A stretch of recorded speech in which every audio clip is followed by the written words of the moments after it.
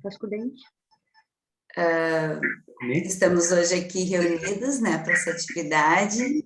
É uma atividade onde a Anne, né, vai nos apresentar o último livro dela, né, e nós estamos todos muito curiosos para isso, né. Quero agradecer desde já a Anne, né, por ter aceito o convite do Núcleo de São Leopoldo para estar aqui conosco essa noite. A Suzana também, né, a Suzana está aí conosco, Suzana Chinazo, que vai fazer os comentários, né, desse livro, eu, Aparecida, e todos vocês, né? A gente vai fazer uma conversa bem gostosa em volta dessa obra, né? Infidelidades cotidianas, né? Temos muito para conversar. E essa atividade, ela foi organizada pela comissão científica, né? Da sociedade, do núcleo, que tem como coordenação a Maria Aparecida, que está aqui conosco também, né, Aparecida? Sim. E agora, boa noite. Boa noite. Gostaria de passar a palavra para a Aparecida, né, para que ela apresente de uma forma mais formal as nossas duas convidadas, tá, Aparecida? Bom, obrigada, Raquel. Boa noite a vocês todos e todas que estão aqui nesse momento. É um prazer poder receber vocês todos e todas, e também a Anne e a Suzana, né? Duas colegas muito queridas, né? Faz tempo que eu não vejo a Anne, né? A gente não se encontra, a pandemia nos deu uma trégua de encontros, assim, pelo menos presenciais. Suzana eu encontro com mais frequência, né? Que a gente compartilha outros espaços. E eu estou muito feliz, então, né, para, junto com a Raquel e a comissão científica, apresentar essa atividade em maio, que era inicialmente falar sobre o amor. Então, vamos ver qual é o link que nós vamos fazer com o teu livro, Anne. Mas eu quero apresentar, então, a autora, né, a Anne, que ela é psicóloga, psicoterapeuta de orientação psicanalítica, diretora e docente supervisora do IPSI, que é o Instituto de Psicologia em Novo Hamburgo. Docente e supervisora também do IEP, que é o Instituto de Ensino e Pesquisa em Psicoterapia em Porto Alegre, e organizadora e autora dos livros, então, Crianças e Adolescentes em Psicoterapia, Abordagem Psicanalítica, A Capacidade Negativa, Um Caminho em Busca da Luz, e coautora dos livros Infidelidade e Traição, um estudo psicanalítico sobre a infelicidade e outros problemas conjugados, conjugais e cotidianos, e O Cheiro do Desejo em Cena, e a autora do livro que hoje nós vamos discutir, que é Infidelidades Cotidianas. A colega, então, Suzana Chinazo, ela é formada, é uma filósofa, formada em filosofia pela FAFINC, ela é uma psicóloga formada em psicologia pela UBRA, ela tem mestrado em antropologia filosófica pela PUC do Rio Grande do Sul, e ela é psicanalista pela Sociedade Brasileira de Psicanálise de Porto Alegre. Ela é autora do livro coautora, eu acho, né, Suzana? Autora. Coautora, Infidelidade e Traição, Capacidade Negativa, Um Caminho em Busca da Luz, e acho que tem mais alguma coisa que a gente se encontra em outros espaços, quiseres acrescentar mais alguma coisa, Suzana, fique à vontade, tá? Não, Aparecida, tá bom. Tá bom? Então tá. Mas, de qualquer forma, vamos iniciar, então, aqui está o livro, né, da Anne, para quem ainda não tem, né, esse livro. E eu agradeço muito, né, que ela escreveu uma dedicatória, né, e ela diz assim, para eu ser sempre fiel a mim mesma. Né? Eu acho que trata-se disso, né? O livro das infidelidades, né? Achei muito bacana essa dedicatória, porque a gente fica se perguntando, mas do que ela vai falar se é de infidelidade? Dá uma curiosidade. Sim. Dá uma curiosidade. Mas, de qualquer forma, acho bacana. Vamos começar, a Suzana, né, pode iniciar comentando, a Anne, né, vamos ver como é que a gente faz esse diálogo aí, né, e a gente vai conversando a respeito. Para começar, eu me diverti muito com as músicas, né, maravilhosas. Sim. Maravilhosas. Mas depois a gente conversa isso também.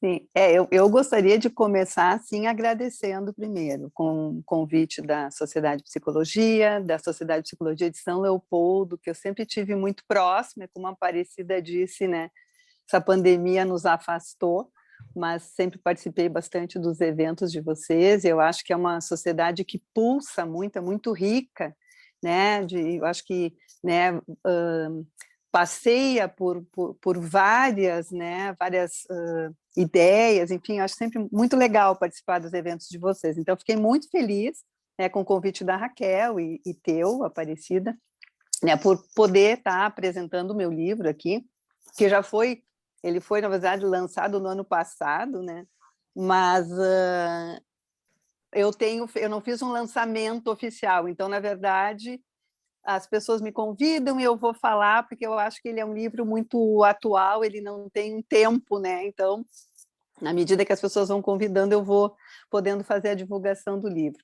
E também estou super feliz de estar com a Suzana, que, na verdade, eu e ela, né, somos colegas, somos, né, do grupo de estudo com o Arnaldo Schuster, e desse grupo surgiram 2 livros, né, o Infidelidade e Traição, que a gente também, né, lançou aí na sociedade, naquela época presencial, né, e o Capacidade Negativa, que foi de 2019. Então, ele é... Enfim, então, muito feliz de estar com a Suzana aqui e poder, a gente poder estar junto conversando. E, na verdade, a ideia, né, quando a Raquel lançou a ideia da gente poder falar sobre o livro, é fazer um bate-papo, né, que as pessoas pudessem participar também. Nós vamos lançando ideias, enfim, podendo fazer um bate-papo sobre a infidelidade, né. E as músicas, na verdade, eu achei máximo a ideia da Raquel, porque as músicas estão no livro, né? Então, porque tem uma seção no livro que é as expressões populares, que eu coloco como, assim, várias faces da mesma moeda, né?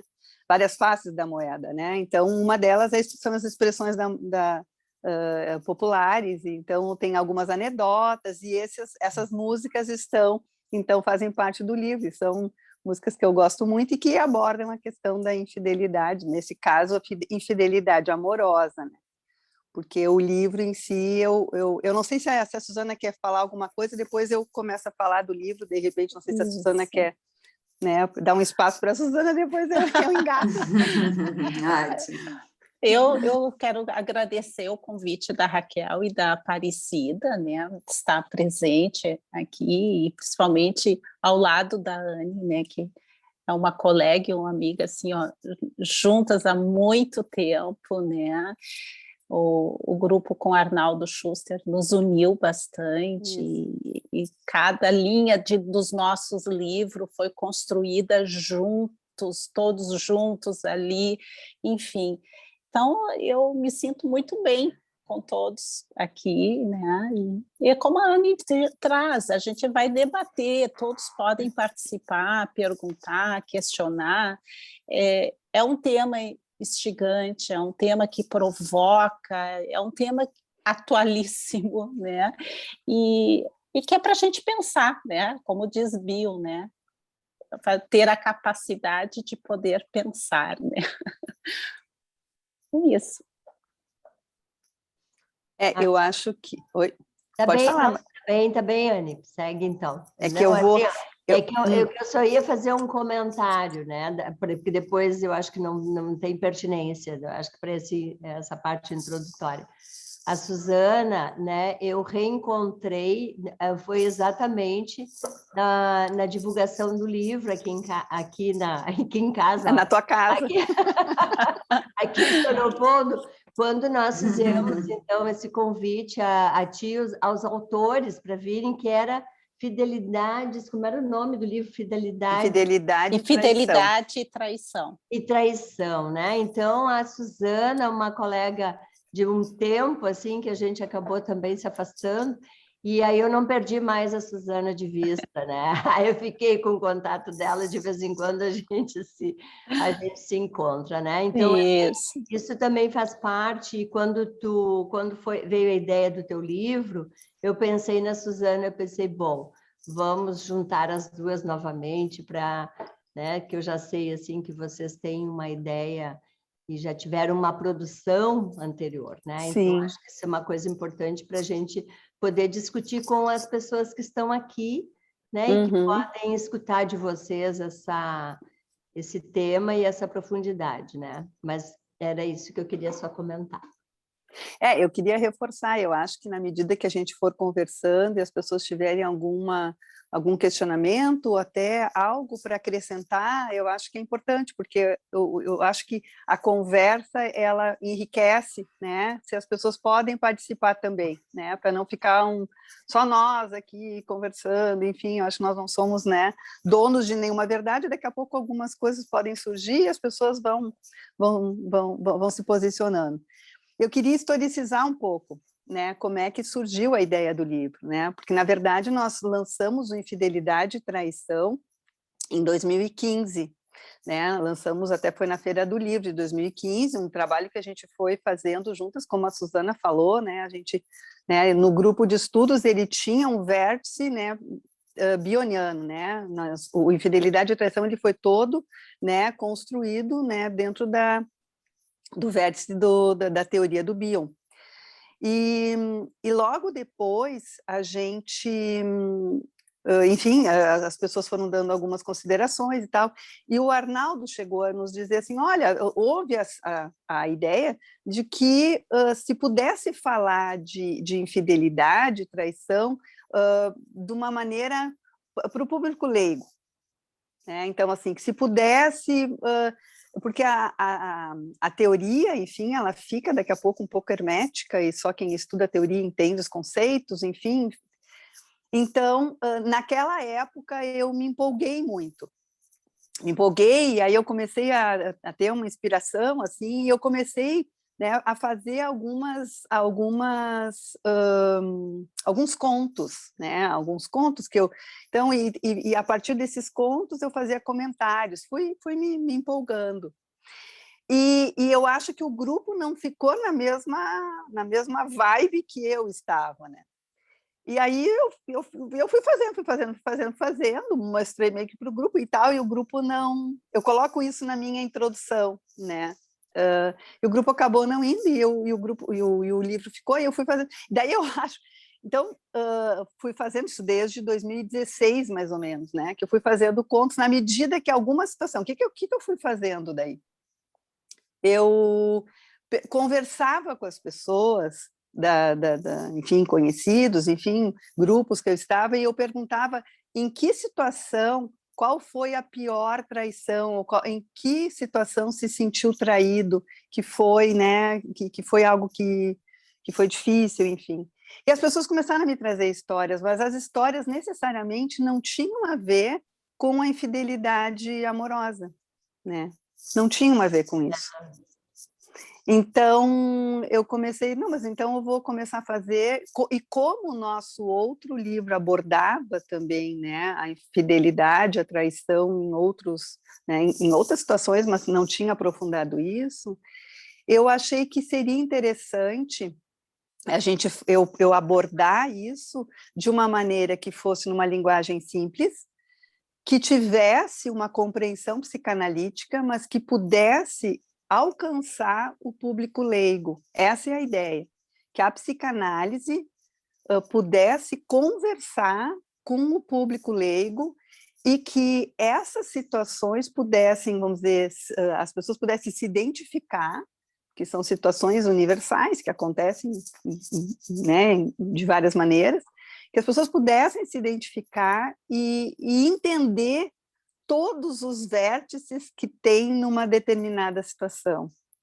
né? Que numa situação de infidelidade não tem um culpado, que as pessoas que estão né, inseridas naquele contexto, todas elas estão implicadas nisso, e poder enxergar sua implicação nisso, que isso pudesse, de alguma maneira, calar dentro das pessoas e que as pessoas pudessem pensar, né, na sua parte, né, que isso pudessem se identificar e pudessem pensar na sua parte. Isso seria, para mim, que eu entendo como psicanálise, né, que as pessoas pudessem, né, se pensar. Claro, e isso eu falo na introdução também, que óbvio que um livro, né, que é de fora para dentro, não vai ter a pretensão de mudar ninguém, né? Mas se puder lançar alguma semente que as pessoas pudessem pensar sobre as situações, porque sempre numa situação dessas, né, assim, tem aquele que é o culpado, o ruim da história, né? E o outro que é a vítima. Da gente sair dessa situação e poder ampliar, né? Então, na verdade, acabou, e o livro enfim, fui fazendo, fui tendo ideias, e aí quando chegou em 2021, então, na verdade, há 5 anos, o Otteral sempre dizia, né, que se para lançar um livro, para um livro, né, ser publicado, levava mais ou menos 5 anos, é mais ou menos isso, né? E, na verdade, foi ali em fevereiro de 2021, porque que a pandemia, que teve a variante Gama, e que a gente fechou de novo ali em março, né? Que foi um horror, porque eu me lembro que eu estava assim, janeiro, até tinha uma viagem marcada para fevereiro, janeiro, de repente, a gente vai começar, tinha vindo a vacina, né? As pessoas estavam começando a se vacinar, e eu estava com uma esperança, assim, agora nós vamos ter, né? Vamos começar a poder sair e tal. E aí teve a questão de Manaus, em fevereiro, né? Aqui, né, eu perdi algumas pessoas queridas, né, ali de março, abril, algumas pessoas que não conseguiram se vacinar e tal, e aí eu estava muito dizendo, meu Deus do céu, o que eu faço? O que eu faço? Porque estou, né, o que tem de criatividade para se fazer diante desse quadro? E aí eu pensei, mas eu tenho esse livro, e aí eu falei com o editor, o Adriano, e aí mandei para ele, olha, eu tenho uma ideia aqui, o que tu acha? Dá uma olhada, o que tu acha? E aí ele aceitou o projeto e achou que, enfim, daí a gente foi. Mas aí, na apresentação do livro, eu falo que eu fui infiel aos meus colegas, porque eu fui fiel à minha inspiração. Eu assumo agora aqui, tá, Suzana? Culpa. Então, assim, eu fui fiel à minha inspiração, mas fui infiel a vocês, porque como ninguém entrou no meu barco, eu pensei, eu vou no barco sozinha. e segui o barco, né? Então, eu acho que essa é o roda mote viva, do livro. né, Ana? Oi? A roda viva é uma roda viva, né? Isso. Porque quando tu traz assim, né? Eu fui fiel a mim, mas eu fui infiel aos meus amigos, né? O quanto que é essa balança para ter um equilíbrio, né? O quanto não é fácil, né? Como se escreve, né? Sim.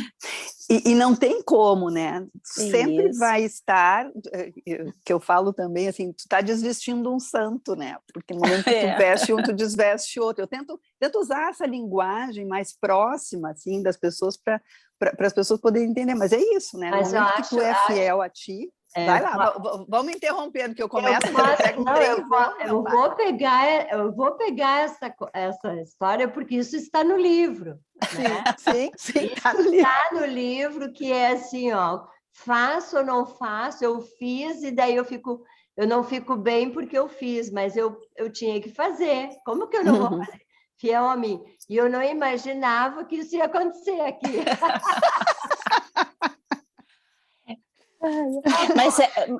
Mas é interessante a gente poder trazer, né, Ana, Anny, que quando você foi fiel a você, é importante não ter nenhum sentimento de culpa. Né? Isso realmente eu não tenho. Exato, é não ter o sentimento de culpa, né? Porque a partir do momento que te deixa absorver por isso, tu passa a deixar de ser fiel a você, claro, né? Exatamente.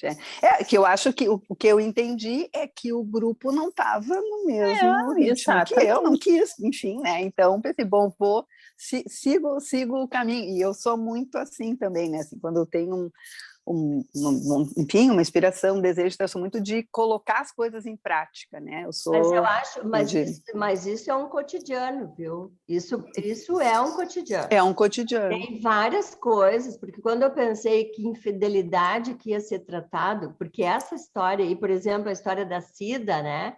Da Cida e da Denise, claro, ali tinha uma questão de inveja, tinha outros componentes, mas uma crescer e uma se destacar e a outra não se destacar, e as duas eram pessoas, digamos assim, que tinham capacidade. Quer dizer, como é que ficam duas colegas, né, que estão na mesma profissão e dividindo um espaço?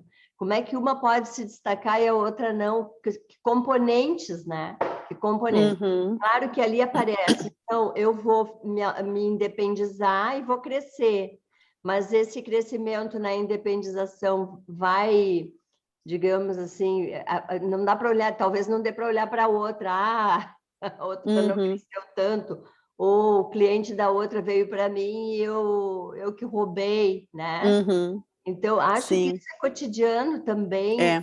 essa questão que é da autonomia de uma pessoa decidir fazer e ir em frente, né?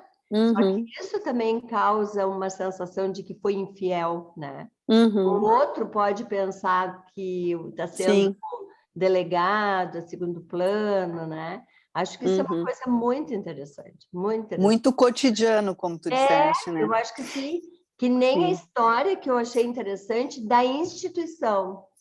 Eu, quando li aquela da instituição, eu digo, puxa vida, mas olha que coisa incrível.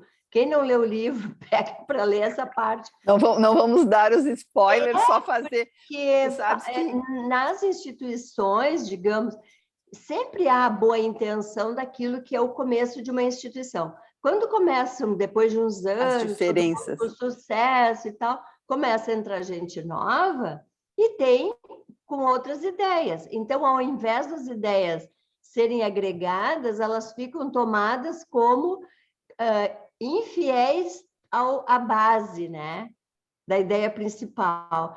Mas eu achei assim, eu digo, nossa, mas olha aí. Olha aí.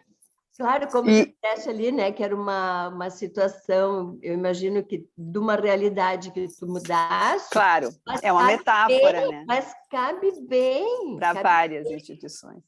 E nesse caso, eu faço também uma relação ao mito de Satã, né? Que Satã se rebela contra Deus, né? Então, na verdade, os contos eles vão tendo links com outros contos, né? Que eu pego, né, o mito de Satã, Édipo, né, Troia, né? Então eles vão tendo links e é isso. Satã, claro, dentro, né, do Satã do Paradise Lost do John Milton, né? Enfim, tem toda uma ideia ali que eu pego dali, que tem uma parte que a gente fala no livro do Infidelidade e Traição, e que eu pego e desenvolvo, né, todo o mito de Satã para as pessoas entenderem também. Claro que aí a gente tem que cuidar para não ficar naquela questão da religião, né? Porque Satã sempre é para ser o ruim, mas na verdade Satã foi aquele que se rebelou, porque que negócio é esse de Deus ficar iluminando, se sentir o Senhor de tudo, né? Ele é o anjo caído, né? Me ajuda, Suzana, que tu sabe dos mitos aí, né? Mas é isso, ele é o anjo caído, se rebela, e nas instituições eu acho que existe isso. Daqui a pouco vamos nos rebelar contra os pais, né? Ou mesmo numa família, a instituição família, a gente pode pensar isso também, né? O quanto os pais permitem que os filhos se rebelem e cresçam. Né? O quanto os pais te permitem, deixa. Outro dia eu disse para uma pessoa, mas tu tem que te deixar teu filho te matar para ele crescer. Ser infiel, né? Ser infiel, né? O filho ser infiel, na verdade, ou se os pais entendem que o filho é infiel porque está crescendo, porque está querendo fazer a sua história, não está andando, né, dentro das normas que os pais queriam, ou seguindo a história, melhor dizendo, seguindo a história que os pais queriam, isso é sentido como infidelidade, mas, na verdade, o filho está se rebelando para ser ele. E, nesse momento, os filhos estão matando os pais. E a gente, pais, nós temos que nos deixar matar. Tem que suportar isso, suportar né? Tem que suportar. Isso, né? Assim como tem alguns pais que ficam reféns dos filhos também, né? Que daí muda a história, né? Ficam numa fidelidade tal que não se permitem se separar, né? E os filhos ficam como déspotas em relação aos pais. Então, todas essas relações, né? Elas remetem à infidelidade. E aí entra a questão da capacidade de pensar, que também isso a gente abordava no livro anterior, né? Que para a gente pensar, a gente precisa duvidar. A gente precisa duvidar do que está estabelecido, né? Não aceitar, não ter uma crença, né? A crença ela é impeditiva do pensamento, a crença ocupa todo o espaço psíquico. Isso tudo tem a ver com a teoria do Bion também, né? O desenvolvimento, né? Não, e é importante salientar, né, Anne, que essas contradições faz parte da existência humana, né? Porque é através dessas contradições que vamos tendo o pensar, vamos evoluindo, vai, digamos assim, surgindo o devir, um movimento, né? Porque se não há um movimento, se não há essa contradição, a gente acaba adoecendo, né? Cai num adoecimento, né? Tu trouxeste o mito do Satã, né? Eu me lembrei do mito da Lilith, né? Que eu acredito que não seja um mito tão comentado, porque não consta na Bíblia Sagrada, né? Foi selecionado, né, os autores para esse livro, né? É interessante que a Lilith foi a primeira mulher, né, no paraíso, né? Deus, quando criou Adão, ele criou a Lilith feito do mesmo barro, né? E a Lilith, durante o paraíso, ela se rebelava contra o Adão, né? As exigências do Adão, e ela se sentia que ela era igual ao Adão, porque tinham vindo da mesma essência, vamos dizer assim, né, do barro, né?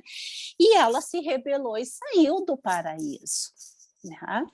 E quando ela saiu do paraíso, né, aí, claro, ela foi amaldiçoada, né? Os anjos, Deus mandou os anjos para tentar fazer com que ela retornasse ao paraíso, né?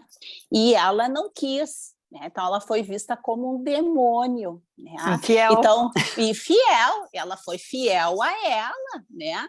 E infiel ao Adão, às exigências, enfim. Então, ela não quis voltar para o paraíso, né? E aí, o Adão solitário começou a adoecer. O que Deus fez?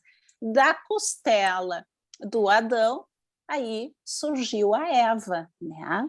Então, aí a Eva veio da costela, né? Isso tudo para trazer, né, assim, ela sendo fiel a ela, a Lilith, né, no caso, né, se rebelando, né?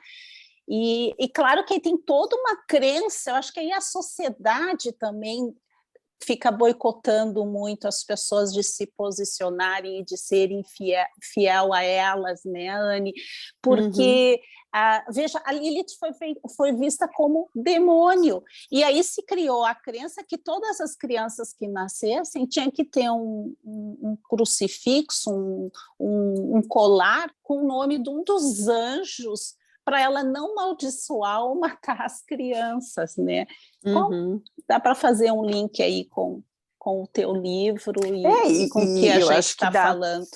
Dá para pensar no mito do Satã também, né? Que, na verdade, se rebelar, né, contra aquilo que está estabelecido, né? Sempre quem traz uma ideia nova, né, que, vamos dizer, daqui a pouco está sendo infiel, porque está pensando, né, essa pessoa é vista como um demônio, né? Todo que traz uma ideia nova é visto, né, como um demônio, se a gente puder fazer essa metáfora assim, né, de anjos e demônios, né?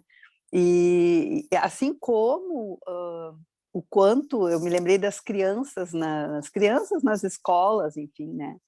Nem sempre aquela criança que é cordata, né, que está fazendo, né, que está ali sendo fiel à professora e fazendo, que é a criança que está mais saudável. Então, eu acho que romper com as barreiras, poder romper, poder pensar, poder trazer ideias novas, isso é que movimenta o mundo. Tu estava falando da questão do movimento, né? Né? O importante é ter movimento e a gente duvidar, não duvidar no sentido da desconfiança, porque daí a gente está na fase na posição esquizo-paranoide, não é isso. Não é de duvidar de tudo por desconfiança, mas duvidar no sentido de que, de repente, eu posso pensar e ter uma ideia nova a respeito daquilo que está já estabelecido. Né? Eu acho que isso é crescimento, e é isso que a gente faz no nosso trabalho, né? Quando a gente faz enfim, né, diz para o paciente que ele, né, tá, mas o que tu sentiu? E aí entra essa outra questão, que eu acho também interessante, já vou parar aqui, Suzana, vai te falar, mas assim, da questão, porque eu falo no livro também, a questão de ser fiel ao seu desejo. E aí a gente entra dentro de uma outra questão, porque muitas vezes, nós, né, que a gente, né, pensando na psicanálise e tal, né, muitas vezes o nosso desejo, ele está ligado a questões, né, da nossa história pessoal e que daqui a pouco nos deixam reféns de algumas questões da nossa história pessoal. Então, não é simplesmente, não, eu vou ser fiel ao meu desejo, vou fazer as coisas de acordo com o meu desejo. Não é isso. Então, a gente começa a complexizar, porque na medida que uma pessoa se trata e se conhece, aquele desejo pode estar ligado a algo da sua patologia, da sua história, da sua dinâmica, que daqui a pouco não é simplesmente você fiel ao meu desejo, não é isso, senão a gente reduz, né? A gente reduz a situação. É muito mais complexo, né? A gente precisa se conhecer, né? Se conhecer, e aí, claro, aí eu acho que entra, né, a psicoterapia, a análise, enfim, que eu vou me conhecer e vou ter né, uma ideia de como é que eu funciono, de como é que são as coisas, como é que foi a minha história e o quanto a minha história me faz fazer escolhas. E talvez essas escolhas possam estar ligadas ao quanto eu sou refém da minha história, não liberta. Exato, eu diria que isso é o pressuposto básico, né, para que você possa fazer as tuas escolhas e para que você possa ser fiel a você, porque aí não há uma evolução ontológica do ser humano, né? Então, com certeza, isso na minha concepção seria o pressuposto básico, né? A sua análise, o se conhecer, né? Saber dos seus desejos, né? Mas por isso, como o livro ele é escrito, né, para todo mundo, mas enfim, né, tentando se aproximar das pessoas, né, que não entendem da psicanálise, às vezes pode ficar a redução de que, não, eu tenho que ser fiel ao meu desejo, né, e aí isso a gente pode, né, entrar dentro de uma redução, né, de não... Acho que tem uma questão do que pode mudar, né? Eu acho que tem a ver com isso que vocês estão falando agora, né? O que tu vai mudar, o que se muda numa situação de uma infidelidade, né? O que se muda? O que muda, né? Tem a história que antes eu trouxe, né, ali, que é da instituição, que eu achei muito interessante, porque a gente pode pensar na instituição que a gente pertence, né? E pode pensar na instituição familiar, que é isso que até tu abordaste ali, né? Porque mesmo numa instituição, numa associação, enfim, de pessoas, né, fazendo alguma coisa, tem essa questão de quem criou, quem é que sabe mais, que é o novo que chega, que questiona, ou mesmo alguém um pouco mais assim, mas isso podia ser diferente, né? Mas e a questão da família? Claro que isso a gente, né? Quantas vezes a gente conversa a respeito disso, discute, né? A questão de quem entra. Até eu estava me lembrando agora acho que é de uma atividade aqui também do núcleo, da história da pessoa que entra, da nora, né? Que entra, né? E que ela é de outra religião, ou o genro que não é da mesma cor, vamos dizer, né?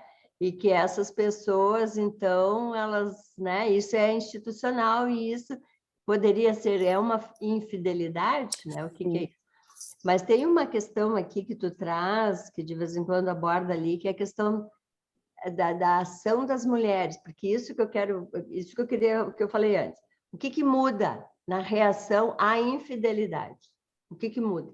Eu acho que tem aquele caso ali primeiro, que é o da, como é que é o nome? Da mulher que desconfiou que o marido estava fazendo hora extra, tarará. Sim. Estava fazendo hora extra, o marido, mas ele nunca saía tão cedo, agora sai cedo, e nunca chegava tão tarde, agora chega tarde. E aí os filhos também notaram, e ele estava sempre olhando, né, longe e tal. E a pessoa, então desconfiou. Aí, o que a pessoa faz, né? Eu acho que aí entra a questão, o que eu faço, o que eu faria se eu desconfiasse do meu parceiro, da minha parceira? Tá. Sim. Eu boto um detetive, foi o que a pessoa fez, né? Daí descobre. E o que faz com isso? Realmente, descobre, né? Então, o homem saía com a colega de trabalho e se mandavam, né? E iam fazer hora extra em outro lugar, né? E aí a mulher, o que ela bola, né? É muito interessante o que ela bola para fazer o impedimento de raiva. Porque, assim, até aí tudo bem, né? Acho que sim. Eu acho que a descarga da raiva, então pegou, né? Pega o spray. O spray, pinta todo o carro da mulher para tu aprender a não sair com homem casado, quer dizer, no meio da empresa, aquela faixa imensa no carro, estraga o carro da mulher ali, ó. Até a foto tem ali, até a foto. Até assim, um parêntese, essa foto, ela e aí entra a questão que eu acho muito interessante, quando a gente está, né, eu estava me inspirando para a ideia, e aí o meu genro chegou em Porto Alegre eu acho que estava numa concessionária, eu estava em alguma oficina para ser pintado, eu acho, que era esse carro que está na foto. Aprende a não mexer com um homem casado. A pessoa colocou, né? Então, é algo da realidade. Daí, quando ele bateu a foto e me mostrou, a gente estava numa janta aqui em casa, ele me mostrou e disse, me passa isso aqui. E aí eu fiz o conto. Eu fiz o conto a partir disso, que é uma situação real que aconteceu. Como aconteceu, não sei, mas eu fiz o conto a partir disso. De qualquer forma, se é cotidiano, olha... É cotidiano. Bateu. Mas o que eu queria dizer, assim, ó, qual é a resolução, né? Porque até então, a gente lendo, mas, né? A pessoa se vingou, agora vamos ver o que a pessoa faz. Sim. A mulher do carro pediu demissão, foi embora pensar outra coisa. O cara voltou para a mulher e ficou vivendo com a mulher. Quer dizer, que resolução foi essa? Quer dizer, seguiu a mesma história, né? Sim. Aí entram as questões, né, de cada um, né, as questões inconscientes das suas vivências, né, e aí eu explico, porque daí tem um comentário daquilo ali, explico, né, que razões inconscientes fizeram esse desfecho para essa situação. Então é isso, né? A gente, como tu diz, tá com raiva e tal, de repente, o que vai acontecer? Vai romper, vai dar uma mudança, enfim, né? Qual é a ação? Qual é a consequência dessa situação, da vivência dessa situação? Outra coisa que eu acho importante, que tu trouxeste, que tem em vários outros contos, é a questão da percepção. Eu tenho uma amiga minha que sempre, quando eu perguntava para ela, mas me diz aí, o que tu diria? Qual é a tua infidelidade maior? A minha infidelidade maior é eu não ser fiel à minha percepção. Então, e aí entra essa questão, né? Ela né? Essa pessoa percebia, porque tu sente, tu vive com uma pessoa não sei quanto tempo, tu sente quando a pessoa não está mais contigo, não está ligada em ti, né? Ou tem outro conto que o cara dava alguns sinais, enfim, que ela tinha enxergado, mas não tinha, quer dizer, tinha percebido, mas não levou em consideração, que depois, não, mas tinha isso, né? Então, o quanto a gente se cega, né, para não enxergar e não sofrer. E aí entra a questão da fidelidade à percepção, que eu acho que né, em vários contos aparece, né, eu acho que isso que a gente, que essa minha amiga diz, a pior infidelidade é não ser fiel àquilo que eu percebo, né? Acho que aí entram as nossas questões pessoais, né? E isso é para tudo daí, né, Anne? Para tudo, porque né, para o que tu faz, para tua, sei lá, né, as tuas decisões em relação, dependendo do lugar que tu ocupa, numa determinada associação, né? Uhum, Eu uhum. acho que isso é uma coisa bem importante, né? Esse plus assim de pensar em relação a ser fiel a si mesmo, nesse sentido. Sim. E aí se a gente for ampliar para a teoria do Bion, né, que ele fala da experiência emocional, né, o quanto, né, tu conectar com aquilo que tu tá, com a tua experiência emocional, é tu poder pensar a tua experiência emocional, né? Quer dizer, as coisas estão acontecendo, tu conecta, tu sente e tu pensa ela. Pensar para ele é pensar a tua experiência emocional. Então, a percepção, ela está dentro disso também. Né? E, bom, e aí no momento, depois que tu percebeu, o que tu faz com isso daí? É isso que tu estava dizendo, né? Percebi, tá, faço o quê, né? Qual é a ação que eu vou tomar, né, a partir daquilo que eu percebi, daquilo que eu senti, daquilo que eu percebi, daquilo que eu conectei a respeito de mim, e o que eu faço com isso. E aí entram o desenvolvimento do pensamento, que é tu aprender com a tua experiência, né? Então, tu pensa, tu aprende com a experiência, e depois tu tem uma prudência na ação. Né? Isso é Bion. Então, tu desenvolve, né, na medida que tu vai tendo essas experiências, tu vai aprendendo com elas, tu vai ter uma prudência. Tem coisas que tu não vai fazer na medida que tu aprendeu a pensar. Né? E eu acho que isso se fecha também, né, com as questões da infidelidade, da traição, enfim, das repetições que possam acontecer. Né? Anny, eu fiquei te escutando agora, tu falou infidelidade e traição. O que a gente podia pensar de diferente aí entre infidelidade e traição?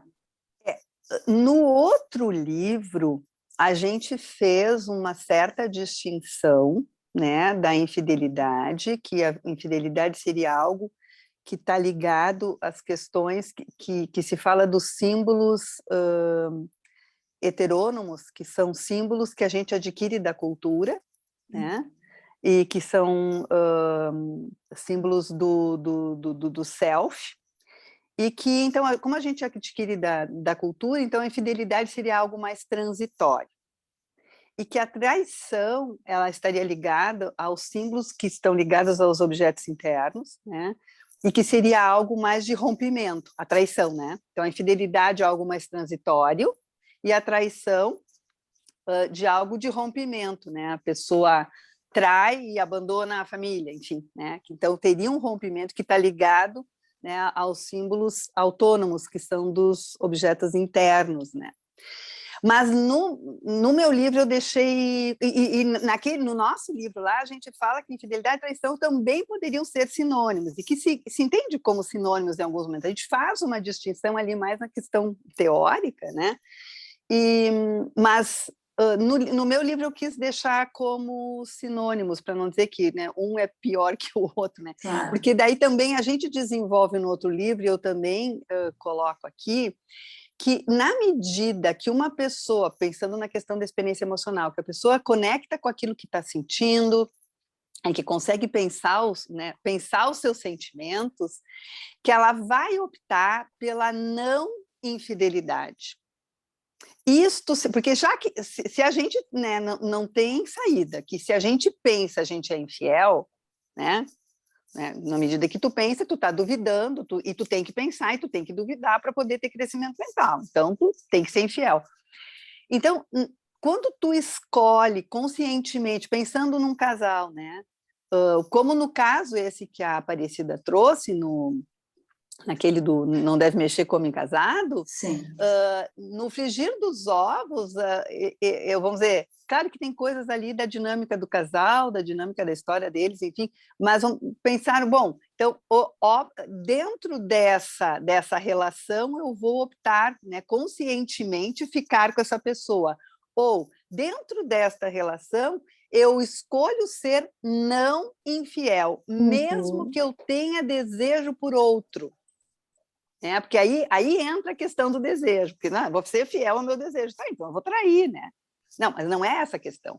Eu tenho um desejo pelo outro, eu tenho uma atração pelo outro, eu tinha vontade de estar com aquela outra pessoa, meu casamento já tem tempo, não sei o quê, mas não, eu escolho pela não infidelidade. Isso muda tudo, né? Porque aí é uma escolha consciente, porque eu tenho meu afeto, meu amor, a minha história, enfim, né? Então eu tenho que algo da castração aí, né? Se a gente for pensar, né? Bion não fala disso, mas enfim, né? Mas acho que entra, né? Algo de interdito, que não, eu escolho que eu quero ficar com essa pessoa e isso não é uma frustração, mas na verdade é uma escolha consciente, né? E que passa, enfim, por todas as integrações que uma pessoa pode ter dentro da vida mental dela, né? E das coisas que ela viveu na sua vida também, né? Claro. Fica mais claro, assim, de pensar, né? Que me parece que, sim, claro, no livro não aborda, mas existe uma diferença, né? Tem uma questão aí um pouco mais a traição, né? Meio, eu fiquei pensando na tradição também, né? Sim, porque eu desenvolvo também. Acho que só teria que acho que seria interessante aproveitar a colocação, a pergunta da Raquel e a resposta da Anne. É interessante que quando o indivíduo faz a escolha, a opção, ele está se responsabilizando e se libertando. Aqui tem a ideia de liberdade, né? Então, eu escolho casar com José e ser fiel a José. Então, todos os dias eu estou casando com José. E eu acho que é importante a gente assumir a tomada de decisão, a responsabilidade. E isso é um ato de liberdade, né? Eu vou abrir mão dos outros, né? Mas, enfim, aqui está a autonomia, aqui está a liberdade do indivíduo. Acho que isso é importante a gente frisar, né? Esse comprometimento, né? Quanto tem crescimento nisso, né? Claro, sem dúvida, para o indivíduo, né? Aí volta aquela questão inicial, né? A importância do se conhecer e conhecer os seus desejos, né? Sim, porque senão a bússola vai ser só o desejo, se for só o desejo, bom, né? Então aí não pensa, né? E é libido, né? E é libido. Desejo é libido. Aí a música do Seu Jorge, é isso? Eu acho máximo essa música. É o máximo. E aí então, só para o pessoal saber, então todas essas músicas eu faço uma compreensão, um comentário, e eu acho muito legal, porque ele fica, não pego, eu pego, não pego, eu pego, eu pego, eu pego. Ele está ali numa angústia danada. E a castração, né, Anne? Que daí aparece a sogra, o cunhado. Isso, a sogra já avisou. A sogra e o cunhado. Sim. Então eu amo essa música, porque eu acho que ela vai... E ele opta pela não infidelidade. Sim. Né? Porque ele está numa angústia. E aí entra outra coisa que é muito cotidiana também, do quanto as pessoas, né, nos relacionamentos querem mandar no desejo do outro. Né? Então, assim, um homem, uma mulher não pode olhar para o lado, né?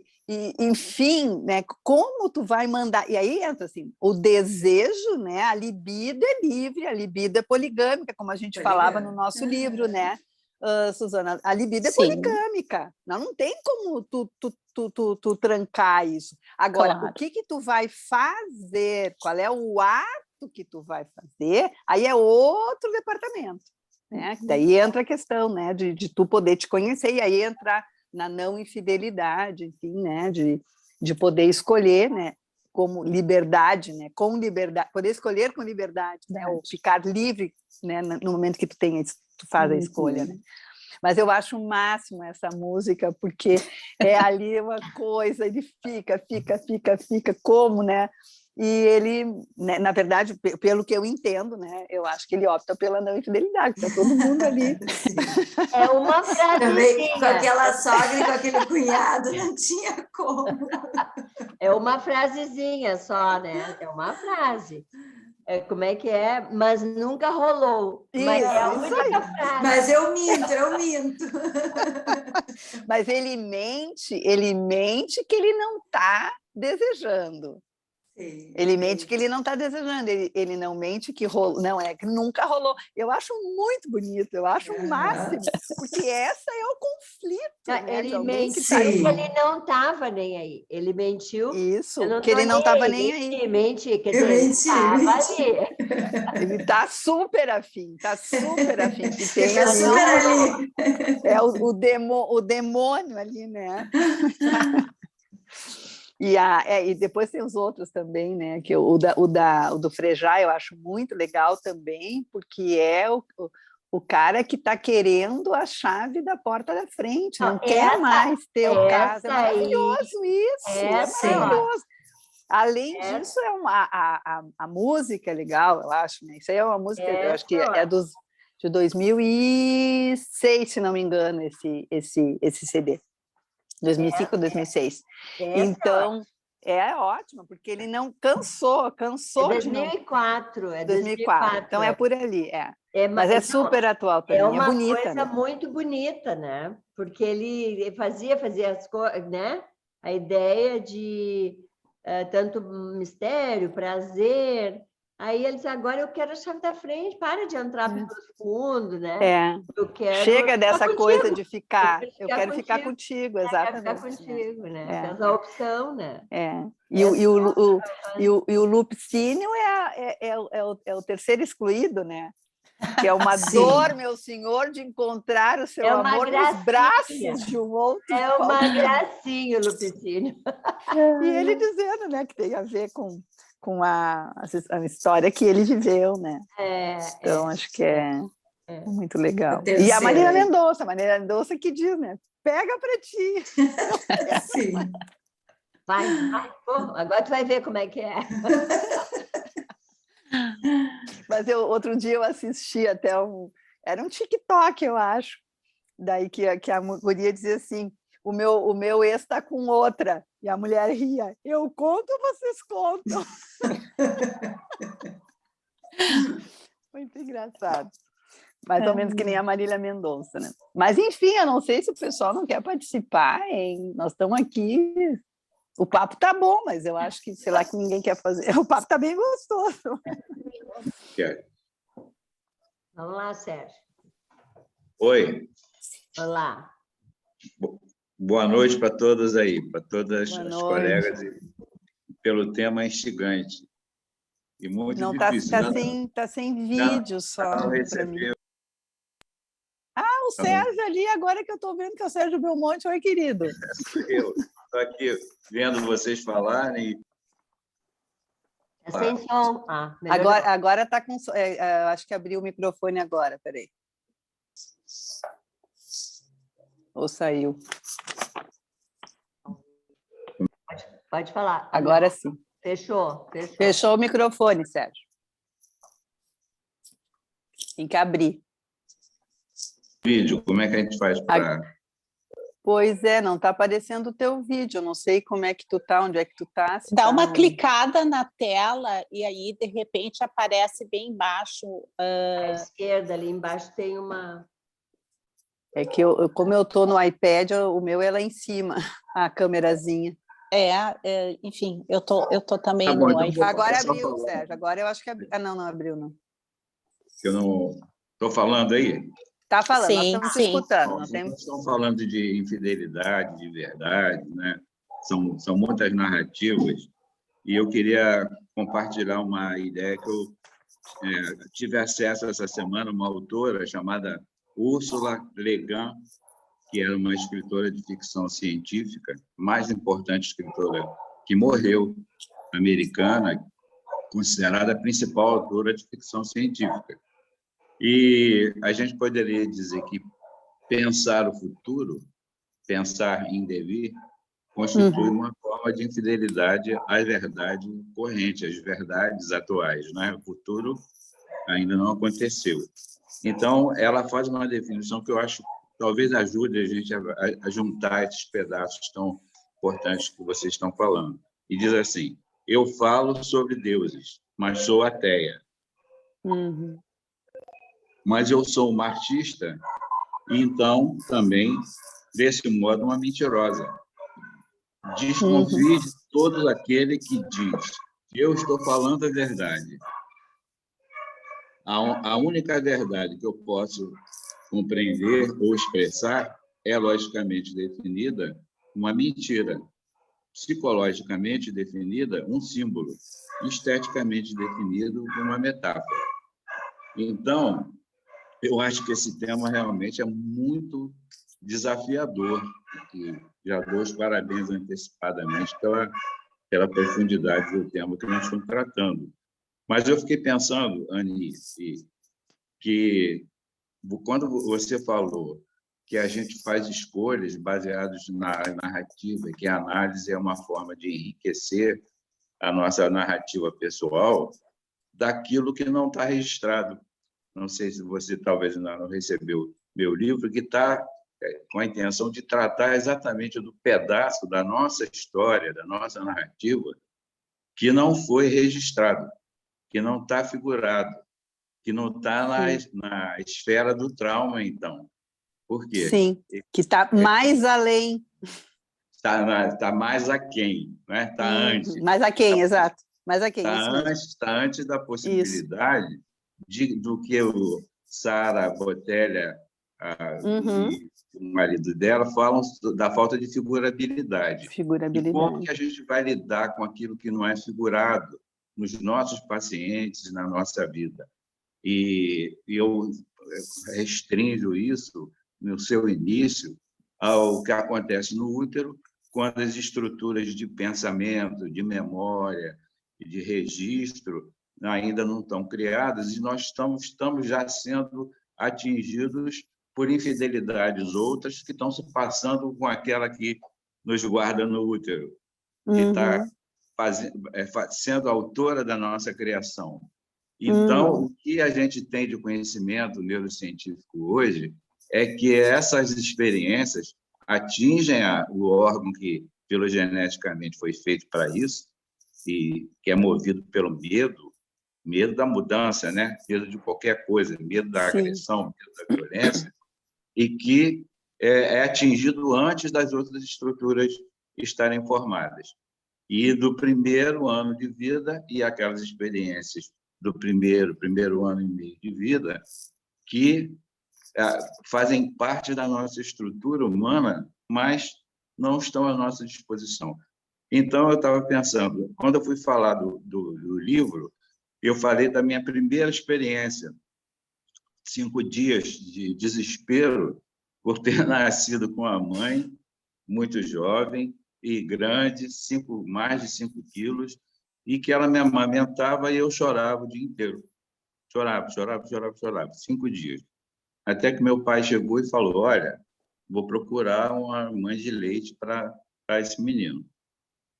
Arranjou a mãe de leite 5 casas abaixo e, imediatamente, eu parei de chorar.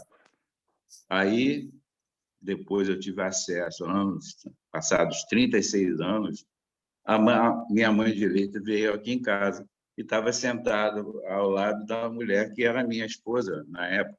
As duas sentadas no sofá aqui em frente. E eu olho para elas assim, estavam de braço dado, e elas tinham o mesmo olho verde. Então, eu casei com aquele olho verde que salvou a minha vida. Que maravilha isso! Isso me impressionou e me impressiona até hoje. Como é que 36 anos depois eu penso estar escolhendo, e então foi esse o ponto que eu queria discutir com vocês, a gente pensa estar escolhendo ou não escolhendo coisas, e, na verdade, eu estou sendo movido por forças que estão dentro de mim, sem figuração. E colocar isso como uma questão, né? Como é que a gente tem acesso a isso no processo analítico e já que isso é tão determinante da nossa vida, nas escolhas e nas não escolhas. Eu deixo isso como uma ideia para a gente pensar. Para a gente conversar. Eu fiquei pensando que no livro, recebi teu livro, sim, e o meu deve estar chegando aí, Sérgio. A gente fez uma troca de figurinha. Mas, isso. Assim, no livro, no Capacidade Negativa, diz de novo o nome do teu livro, que agora diz aqui, que eu estou com ele aqui, não consigo... qual é o título do teu livro mesmo? Ele está aqui, eu esqueci agora. Existência Humana Não Lugar. Isso, que eu acho que tem tudo a ver com o que tu está trazendo, isso aí. Tá. No livro do Capacidade Negativa, a gente fala da imaginação radical, que seriam as sensações e percepções que o bebê teria dentro do útero e que daqui a pouco, no momento que nasce, elas são esquecidas, né? Enfim, né? Entram em algo que não é lembrado mais. Agora tu está aparecendo, oi. Agora veio, né? Um abraço. E que a identificação projetiva, ela ocorreria na medida, né, que a criança nasce. Então, a imaginação radical dentro do útero e na identificação projetiva, isso dentro da teoria do Bion, né? No momento que a criança nasce, é como ela se comunica com a mãe, né, através da identificação projetiva. Então, essas sensações, né, que de alguma maneira ficam lá impressas, né, tem algo que fica, que eu acho que é o que tu vai trazer no teu livro também, né, e que a gente não tem figurabilidade, que realmente, eu acho que só se a gente, e aí eu fiquei pensando outra coisa, na teoria das transformações, né, que o Bion fala que a gente nunca vai chegar à verdade, né? Isso, nunca vai chegar é incognoscível a verdade, né? Na verdade, a origem, ela é incognoscível, a gente só vai poder ter transformações, né, daquilo que a gente, né, desse né? Então a verdade também é incognoscível, né? Isso, exato. Isso, na verdade seria mais uma ilusão do que uma possibilidade, né? Isso. Eu acho que a gente concorda com isso, tanto pois o livro tem a intenção de mostrar que, pensando retrospectivamente em termos de neurociência, em termos de genética e epigenética, que são disciplinas muito importantes hoje em dia, genética já foi destino. E quando eu comecei a estudar medicina, a genética era destino. A frase era essa, como se a gente fosse obrigado a repetir, dentro dos mitos aí que vocês falaram, as mulheres como aquela boneca matriótica russa, dentro da outra. Da mesma mulher. A Lilith, que ela falou, seria a transgressora que saiu e foi embora. E a Eva, tirada da costela de Adão, como uma metáfora desvalorizadora da porção da mulher no mundo, né? Um pedaço do homem, só que a costela é o osso mais duro do corpo. Então, isso aí... dá uma certa diferença, né? Uma certa força aí, né? Tem muitas narrativas e muitas versões, né? Para se falar o seguinte: é muito difícil a gente perder a confiança, porque tanto na infidelidade quanto na traição, né? Você perdeu a confiança. E aí, o caso que a Anne estava contando, o cara voltou para a mulher e ficou com a mulher. E como é que rolou esse negócio depois? Agora tu vai ler no livro. Agora, como é que rolou isso? O pessoal vai ler no livro como é que aconteceu. Na verdade, a colega da SPRZ, ela perguntou se tem diferença, assim, do ponto de vista do sentimento de quem é traído, ou é enganado, ou sofre infidelidade, a dor é a mesma, né? Eu acho que o que nós estamos falando é perda da confiança. Claro. E aí, então, eu acho que esse conceito do não lugar, aparentado com o que tu falou aí do bio, eu estudei bio, mas estudei bio naquela época em que a sociedade estava kleiniana, um pouco outro. bioniana, e não era nem freudiana, a Sociedade Brasileira de Psicanálise do Rio de Janeiro, onde eu me formei, né? Então, eu não estudei bio profundamente, mas tenho algumas ideias. Mas eu acho que o importante nessa história é a intersubjetividade, a dificuldade da gente conviver com a intimidade, não trair a nossa intimidade conosco mesmo. E aí, então, eu volto para a questão dos olhos verdes. Aqueles olhos verdes, né? Tem um bolero bonito que fala isso, né? Os olhos verdes na minha vida eu não tinha a menor noção deles. Sim. E a gente, de repente, pensa que faz escolhas, inclusive do ponto de vista amoroso e sexual, e não está fazendo escolha de nada. Aí entra o não saber e o não lugar, né? Quer dizer, está sendo levado por forças estranhas. Eu pensei, quando olhei para a mulher pela primeira vez, essa mulher, que a outra parte do corpo que eu olhei foi outro, mas, na verdade, eram os olhos verdes que estavam na minha mente. Que coisa interessante, que história bonita é essa, né? Quer dizer, foste fiel, né? Foste fiel a essa... Aquela que me salvou a vida, que me tirou... Sim, te salvou a vida. Muito lindo isso. Muito lindo. Linguagem winnicottiana, me tirou do nada, me tirou de um buraco terrível, porque alimento tinha. Então, quer dizer, um bebê de 5 dias não precisa de cuidado, não precisa de amor, não precisa do olhar. Lógico que precisa, porque senão não estaria chorando. Estava chorando por quê? Então, na verdade, o que me atraiu naquela pessoa foi aquele primeiro olhar que me salvou. Isso é esse espelho, né? De alguma maneira, 36 anos depois. Então, muito lindo. Eu acho que a gente está falando de coisas muito difíceis e muito importantes. Vocês estão de parabéns por tudo que está sendo feito aí.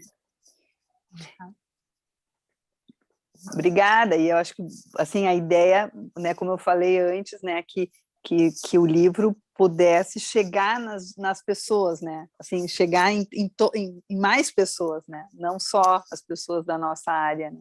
Isso é essa é a ideia.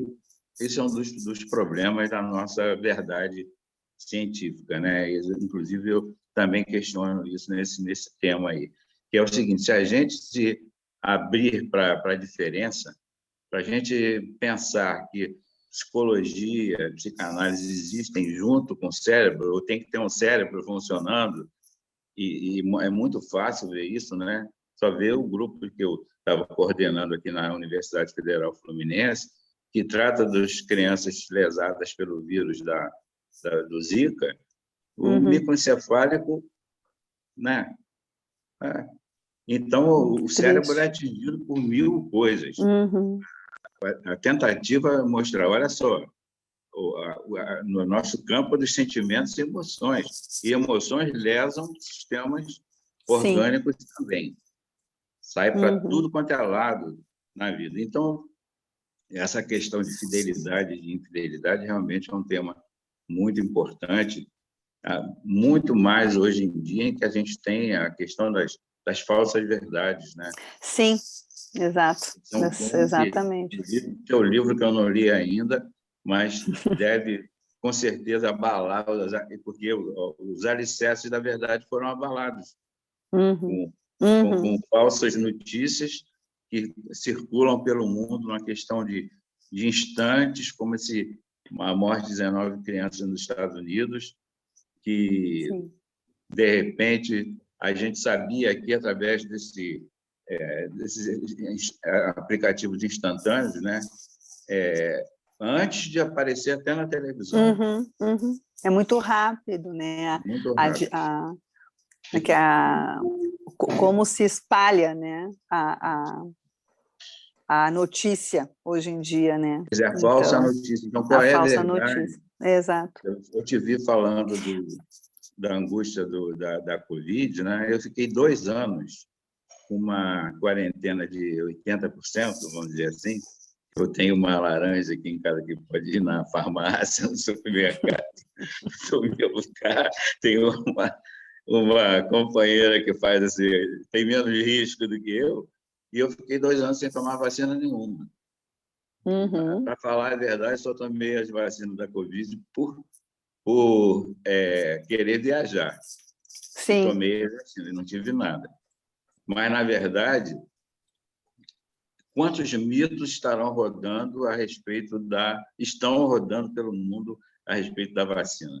Sim, e aí entra de novo, e aí eu acho que, pensando na questão da dificuldade de pensar, da dificuldade de poder conectar com a experiência emocional e o quanto algumas crenças tomam todo o espaço mental, e aí eu falo, né, da mente fundamentalista, né, que nós temos muitas mentes fundamentalistas, onde a crença toma todo o espaço mental e a pessoa não tem capacidade de pensar, de duvidar daquilo, porque quando a gente recebe uma fake news, eu recebi hoje uma pessoa que me mandou que agora as pessoas que tinham tomado vacina estavam sendo isoladas porque tinha um problema, quer dizer, de contaminação, de serem contaminadores. Isso, então eu logo vi, eu pensei, isso aqui me deu a dúvida. E é isso, eu duvidei, eu falei, um pouquinho, isso aqui não pode ser. Fui direto, porque a gente tem hoje em dia, como tem a agência Lupa e tal, não, rápido, botei tarará, vacinados, né, quarentena, não sei o que, já deu ali, é falso. Um médico está, né, divulgando, enfim, disseminando esse tipo de história. Então, por que algumas pessoas duvidam e outras aceitam e passam isso, né? Que eu acho que é isso que aconteceu, né? Não tem, é uma crença, né? Uma crença, né? Verdade, a crença e a crença impede de pensar, né? Claro. E é isso que a gente viu. E tem mais uma coisa, eu acho que quando a notícia tem a ver com aquilo que eu queria que fosse verdade, eu também tapo o olho e acabo disseminando. Acho que aconteceu muito na política. Isso, né? Isso é uma boa questão, porque esse tipo de polarização radical leva a gente a pensar que está verbalizando uma verdade ou a verdade, e eu estou propagando uma mentira, eventualmente, ou frequentemente. Sim. Quer dizer, é um assunto muito instigante. Muito. Determinados a tratar, né? É um assunto muito importante, eu acho, porque nós vamos caminhar cada vez mais para isso. Aqui hoje eu vi na televisão, ainda agora, 7 e pouco da noite, que os casos de Covid no Brasil inteiro estão aumentando 70% a 80%. Claro.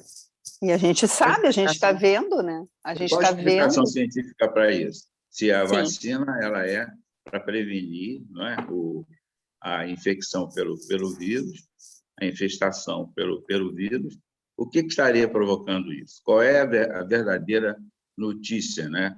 Então, eu tomando a vacina, estou sendo fiel ao preceito científico das vacinas, que são criar uma resposta imunológica, uma defesa imunológica. Isso serve para tudo, né? Você infestado pelo amor. Você falou da música do Seu Jorge. Passa uma mulata gostosa, eu me encanto com ela e vou atrás ou não vou atrás? Se ela tiver olhos verdes, tu está perdido. Eu estou perdido. Mas, Anne, eu penso que é interessante a gente poder trazer as ideias de Bion, né? Essa questão da crença, da pré-concepção, né? Nós estamos sempre formando pré-concepções e não verdades absolutas, né? Até porque o né, para o Bion é algo incognoscível, né? Ou seja, é inatingível, não se tem a capacidade para poder pensar, né? Eu penso que isso é importante a gente poder trazer do Bion, que é um pensador que expande, né, o pensamento contemporâneo, vamos dizer assim, né, da psicanálise atual, né? Então não se tem verdade, né? Me faz eu fazer uma analogia com o mito da caverna de Platão, né? Nós estamos sempre lutando contra as sombras, né? E querendo, né, formar pré-concepções. A luz da caverna de Platão incomodava, né? Sim. Vamos ficar no fundo da caverna, vendo aquelas sombras na parede da caverna, que dá um sentido de segurança, né? E as experiências emocionais, tem uma outra definição também que é muito importante, que é essa, que são, a maior parte das vezes, inefáveis. Se você quiser descrever o seu sentimento, eu também falo disso. Na hora que minha mãe morreu, eu estava olhando para ela, eu não consigo definir que tipo de sentimento foi aquele. Ou que eu entrei no museu em Paris, do Jeu de Paume, que eu conheci aqueles quadros impressionistas todos, desde criança, de fotografia, e comecei a chorar. Uma experiência estética, né, que o Bolas fala, né? Experiência estética, a riqueza de uma experiência estética. Mas tudo isso tem a ver, né, com o conectar, né, como conectar com essa experiência emocional, e logo ela não tem palavra, né? Exatamente. Então, e aquilo que a gente estava falando da percepção, né? A percepção também. E aí eu acho que, além da percepção, agora eu fiquei pensando que aí eu acho que entrabiam junto, é a questão da intuição. Que a intuição, ela não tem, nos órgãos dos sentidos, eles não estão ali, né? Então, a gente intui, porque alguma coisa foi comunicada, e a gente intui. Eu acho que muitas vezes a gente por exemplo, a personagem aqui do primeiro caso, ela intui por algumas coisas que acontecem, ela intui que ele estava traindo, né? Porque ela não tinha como, ela não enxergou, quer dizer, ela foi quando ela botou o detetive que ela se deu conta, né? Mas se não, a intuição, eu acho que é algo que nos ajuda, né? Deixa eu ver aqui. Há uma pessoa perguntando, achei que não sei se mais alguém gostaria de falar também. Eu acho que o pessoal também, daqui a pouco, eu não sei se não está na hora, Raquel, que a gente está já indo para quase 1h30. Eu acho. Quando o assunto é importante. Não sei como é que nós estamos na hora, que eu acho que o pessoal também está daqui a pouco, né? Não, eu coloquei ali no chat, se alguém fizesse alguma pergunta, não quisesse falar, né, colocar ali, mas não tem uma. A única questão é o certificado. É do certificado. E a Raquel pode responder por ali, né? Por ali. Mas eu penso que dá para a gente ir finalizando, mas eu trazer caminhando para o final. Isso, mas eu acho que seria interessante a gente fechar com o mito da Guerra de Troia, né? Isso mesmo, eu acho legal. Esse está no livro, mas esse nós escrevemos juntas, eu faço uma referência, então quem sabe tu conta do mito da Troia. Suzana.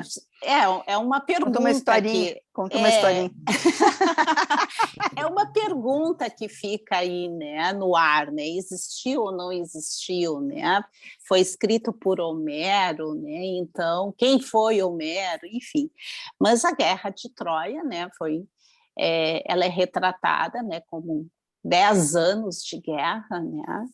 E é retratada como uma das maiores histórias de amor, né? E, além de ser uma das maiores histórias de amor, é uma guerra épica da história, né? Hollywood copiou muito. Muito. E tem uma minissérie, né? Tem uma minissérie também do Netflix. Né? E onde também traz a história da mulher mais bonita do mundo, né? Além dos dois grandes guerreiros, né? E traz que eram duas civilizações, né? Era os gregos e os troianos, né? Sendo que o regente, o rei, era Agamenon, né? E os troianos eram o rei Príamo, né? E então teve o príncipe, né? O príncipe o Paris, né? Que foi visitar por questões de negócio, né, o Amenemon, né, e ele teve que se ausentar. Ele recebeu o príncipe e o irmão na casa. O Paris era a mulata do... mulata de olho verde. A mulata Exato. E aí recebê-los na sua casa, né? E se apaixonaram por Helena, né? Uma mulher muito linda, muito bela, e ele teve um compromisso em Creta e deixou os dois sozinhos, né? O Agamenon, né? Isso. E aí despertou toda uma paixão, né? Mas antes disso, eu acho que é importante que a gente traz no nosso livro, né, que antes desse acontecimento houve um casamento de bodas, né, do Peleu e Tétis, né, que convidou os deuses do Olimpo para comemorar o casamento, né, e uma das deusas não foi convidada, a Ares, que é conhecida como a deusa da discórdia. E ela se sentiu extremamente traída por não ter sido convidada, né, no tal casamento. Aí o que ela fez, né? Ela foi disfarçada no casamento e deixou sobre a mesa uma maçã, né? Uma maçã dourada, escrito assim: para a mais bela deu, né? Para a mais bela. E aí, na festa, tinha a deusa Hera, tinha a deusa Atena e tinha a deusa Afrodite, e que começaram a brigar por essa maçã dourada. E Zeus, né, muito malandro, diz: bom, eu não vou em defesa de uma e ficar com duas deusas inimigas, né? Entregou esse compromisso para o Paris, né, que era um pastor muito devoto, né, a decidir, né, para qual dessas três deusas que seria entregue a maçã. E aí elas ofereciam todas, né, Atenas, vencer todas as guerras, fortuna, enfim, tudo que o ser humano deseja, né? E aí a deusa Afrodite prometeu para ele a mulher mais linda do mundo, né? E aí Paris, indeciso com tantas maravilhas, qual dessas deusas escolher, escolheu a Afrodite, né? E aí entregou óbvio, o pomo da discórdia. exatamente, né? E aí, óbvio, as outras deusas ficaram furiosas, né? E visto isso, né? Aí a Helena, que era uma mulher muito cobiçada, tinha os outros reis poderosos que queriam ela. E o pai adotivo, vamos dizer assim, com medo de entrar em atrito com esses homens, Ulisses, que era um deles, teve uma ideia interessante, que iriam proteger Helena e iriam aceitar a escolha da Helena, né?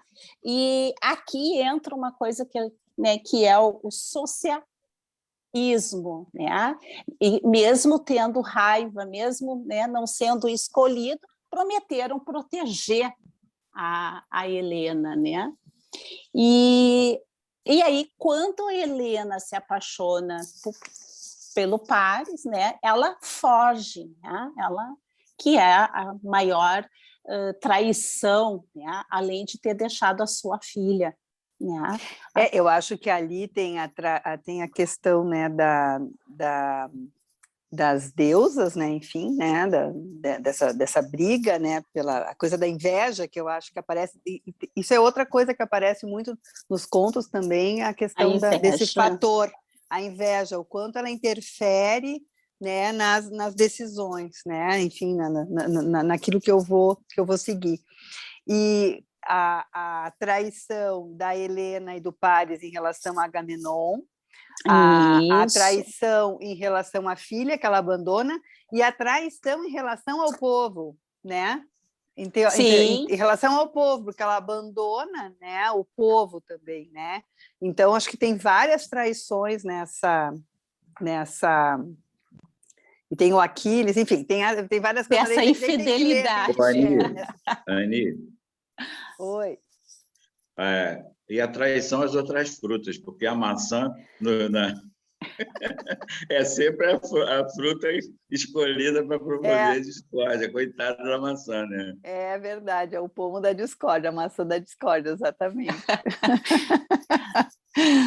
Mas assim, até eu não sei eu não sei como é que a gente está no tempo, Raquel, se a gente está se encaminhando para o final mesmo, como é que é? Não sei se alguém que teve o pessoal que perguntou ali se como é que se adquiria o livro, tá? Eu coloquei ali meu WhatsApp, que eu tenho alguns livros comigo, e também quem quiser pode adquirir pelo site da Amazon e pela Zagodoni Editora, tá? Que também tem, mas quem quiser falar comigo, que daí a gente combina, eu envio por correio, tá? Ficam bem livres. Eu botei meu WhatsApp ali, tá? Como tinha alguém perguntando. Então, tá bom, acho que foi a pergunta, né? Acho que foi respondida, né? Que é a do livro. Acho que todo mundo deve entrar no chat ali e pegar o teu WhatsApp, né, Anne? Sim, o meu WhatsApp, vou dizer, né? 985810715. Né? Para quem quiser anotar, pode ser comigo, mas também tem o site da Amazon, tem o site da Zagodoni Editora, então também bem... Eu acho que tem outras livrarias que devem estar também com ele, mas, enfim, pela Amazon, que daí já tem entrega, né? Com essa história de pandemia, essas livrarias... Sim. Estão pedindo qual o DVD? É 5.1 o DVD, não botei, claro, porque tem gente de vários lugares daqui a pouco, sim. 5.1 aí, 5.1. Laís, tá, Laís? 5.1. Então, vamos nos despedindo, então. Pois é, bem legal, adorei, foi um bate-papo mesmo, né? Isso, era a nossa intenção, né, Anne? Acho que a gente, né, Raquel, agradece muito a Anne pela disponibilidade, pela, né, oferta do seu livro aqui para discutir, muito também a Suzana, né, que se prontificou também a ficar aqui conosco para conversar e com esse fechamento aí bacana que tu trouxeste, né, Suzana? Muito obrigada. E aos demais aqui, que todos vieram de longe, gente de longe, que nem o Sérgio, a Laís, muito né? legal. Mais aí que está ali, né? Então, a gente agradece vocês todos, né? Eu acho que a Raquel pode encerrar, então, né, Raquel? Sim, eu quero agradecer de novo a Anne, né? Anne, muito obrigada por esse momento, né, por esse livro que ficou maravilhoso, né? Olha, gente, é um livro muito gostoso de ler mesmo. Adorei discutir com vocês também. Muito obrigada pela possibilidade da gente. E eu acho que ficou um bate-papo muito gostoso. Obrigada, Suzana, também, pelas tuas contribuições. Que bom estar encontrando vocês, né? E bem legal. Adorei a noite. Suzana. Eu agradeço. Eu agradeço também o convite, foi muito bom aí pensar juntas aí com todos, foi muito bom mesmo, show de bola. Sim, eu também quero agradecer a todos os presentes, né? Quero agradecer em especial a nossa diretora científica da sociedade que está aí com a gente, né, Renata? Sempre nos auxiliando, nos dando maior apoio. Muito obrigada, tá? Ela que foi responsável pelas músicas, Sim, né? Maravilhoso. Nos deu um prazer enorme. A entrada foi ótima, muito bom. A ideia foi da Raquel. A ideia foi da Raquel. A ideia foi ótima, adorei. Fui me aventurar, mas ficou ótimo. Parabéns para o núcleo, parabéns, Anne e Suzana. Muito obrigada. Sejam sempre bem-vindas à sociedade, está de portas abertas. Então, agradeço muito, agradeço a todos que estão aqui também até essa hora, né? Parabéns, Raquel, Maria Aparecida também. Obrigada.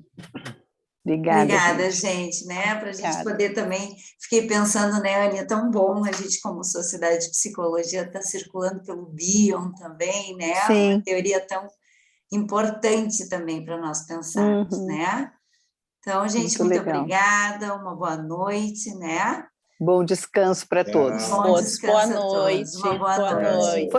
Foi tirado foto? Muitas! Então tá. Gravada. Não, quero compartilhar nas redes sociais. Que bom, depois eu me passo. Boa noite, gente. Beijo para todo mundo. Boa noite. Beijo.